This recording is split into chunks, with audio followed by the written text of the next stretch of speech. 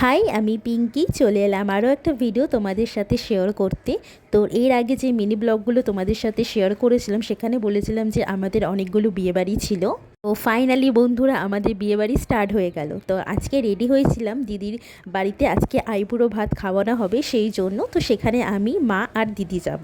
তো দেখো আমরা যখন এসেছিলাম তখন অলরেডি দিদির আইবুড়ো ভাত খাওয়ানো হয়ে গেছিলো।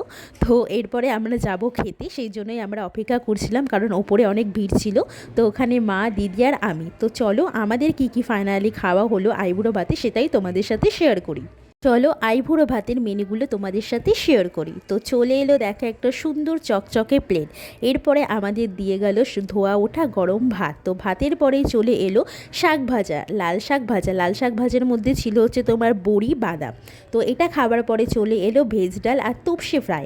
তপসি ফ্রাই আর ভেজ ডালটা অসম্ভব ভালো ছিল। তারপরে চলে এলো কাতলা কালিয়া।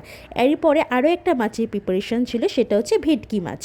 জানো তো মাছগুলো না খুব ফ্রেশ ছিল। এরপরে চলে এলো চাটনি আর পাঁপড়, আর শেষ পাতে ছিল ওতে তোমার পায়েস আর রসগোল্লা। তো কেমন হয়েছে ভিডিওটা অবশ্যই সবাই জানিও। টাটা।